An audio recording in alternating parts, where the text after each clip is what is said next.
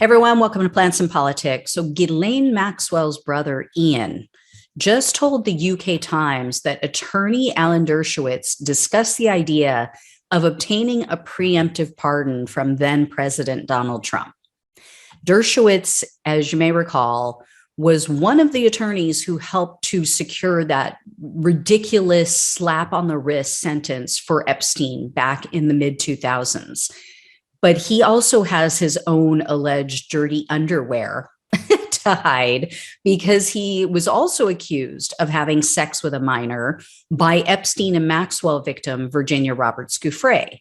And you guys probably know they've been going back and forth. They both filed defamation lawsuits against each other. Well, Dershowitz has admitted to getting a massage in Epstein's New York mansion, but he claims that he kept his underwear on the entire time. And he denies any wrongdoing. So Dershowitz clearly has his own motives for wanting to keep Maxwell out of prison and to keep her quiet. And according to Ian Maxwell, he told the UK Times, quote, "There was one phone call between Professor Dershowitz and a family member during which the generic issue of pardons was touched on. But Ian claims that his family didn't solicit Dershowitz. They didn't request the pardon explicitly. He says we didn't pay him to do this to ask for the request. Now, reporters reached out to Dershowitz for comment, and he denies soliciting a pardon for Maxwell. But why would Maxwell's brother lie, right? He has no reason to implicate Dershowitz in a pardon scheme.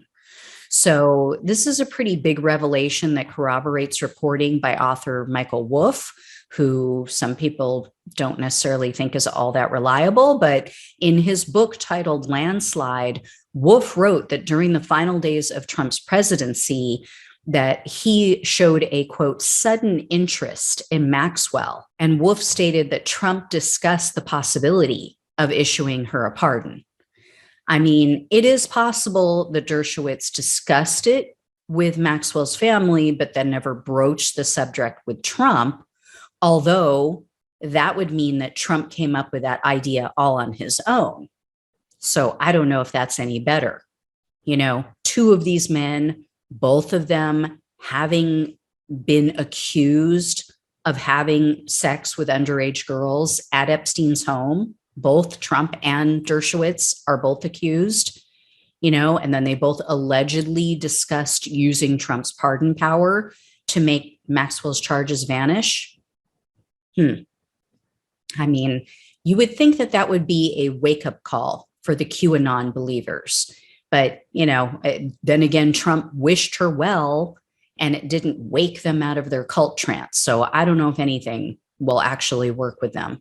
But I just want to know how exactly do you square this? The next bit of news that came up today was really awesome is that Prince Andrew was denied. They will not allow him to dismiss the charges by Virginia Roberts Giuffre. She has also accused him of having sex with her when she was underage. So he was trying to get her case dismissed based on that Epstein agreement that she signed, the settlement agreement with him years ago, where he had apparently paid her $500,000 to make her go away and be quiet. So that is awesome news that he is not going to get out of this. He is going to have to go to trial. And that's coming up, I believe, in the beginning or middle part of July. So not that far away. Yeah, love it. The other bit of news is that we are waiting on pins and needles to find out if Ghislaine Maxwell will get a second trial, if the charges against her are going to be tossed. As you may or may not have heard by now, there are now two jurors who have, since the trial, since her guilty verdict, have come out and said that they were both sexually assaulted as minors. One of them is now being questioned because they're saying that he was not forthcoming on his juror questionnaire. He himself, through his attorney, has now requested a copy of that document so that he can review it. but he told a publication that he flew through the document and he did not remember being asked if he had been assaulted as a child, or if it asked if you personally were assaulted, a victim of sexual assault, or if you have known of anyone personally who was a victim.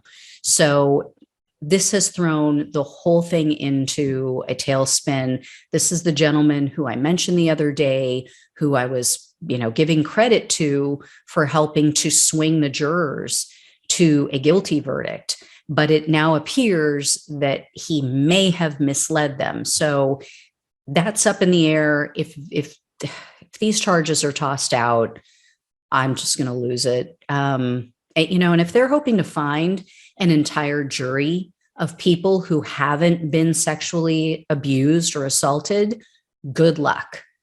Good luck, because it is everywhere. Men and women, more so women, but also men. And so to find an entire jury of 12 people, I know that sounds like her hyperbole. Good luck. I don't think that it's going to happen.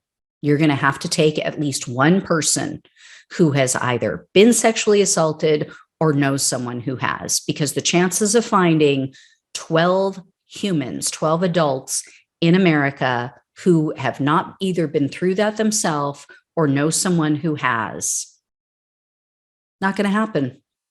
It's not possible. Statistics don't lie. There's too many sick fucks out there. So anyway, guys, I'll let you know when I hear more on all of this. Thank you so much for watching and listening. Take care. I'll talk with you soon.